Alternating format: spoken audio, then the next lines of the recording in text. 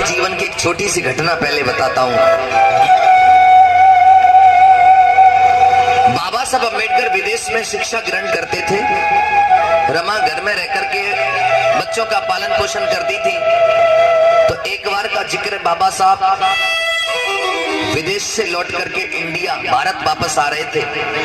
तो रमा को पता लग गया था पहले से मेरे पति आ रहे हैं। तो भारत में आते ही उनके लिए एक बड़ा मंच बनाया गया। उस मंच पर बाबा साहब का सम्मान होना था। तो उनकी पत्नी सोच रही है आज मेरे पति आ रहे हैं तो घर के सारे काम जल्दी से निपटा लूं, खत्म कर लूं। आज मैं भी अपने पति को देखने जाऊंगी, अपनी आंखों से उनका सम्मान देखूंगी। तो रमा घर के सारे काम माता बहनों कर रही हैं। और जब घर के सारे गृह कार्य पूरे कर लिए, इधर बाबा साहब मंच पर आ गए और रमा तैयार होने के लिए मन कर रही है कि साड़ी निकाल लूं तो तैयार होकर के जाऊंगी। तो रमा ने जैसे बक्सा खोला, साड़ी निकाली और ऐसे करके जब साड़ी खोली तो साड़ी में जगह जगह छेद हो रहे थे।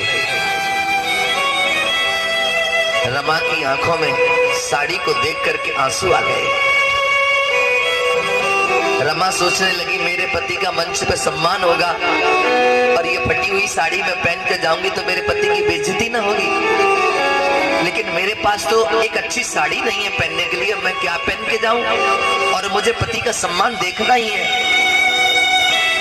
तब रमा को याद आया कि साहू जी महाराज ने एक बार मेरे पति को सर पे वो फेंटा बोलते हैं पगड़ी, वो बांधी थी। अगर साड़ी नहीं है तो क्या मैं उसी को साड़ी की तरह पहन करके चली जाऊंगी? तो रमा ने वही फेंटा निकाला, वो पगड़ी निकाली और साड़ी की तरह उसको लपेट लिया माताओं बहनों। और लपेटने के बाद वो बाबा साहब अम्बेडकर का अपने पति का सम्मान देखने के लिए गई है। मंच बना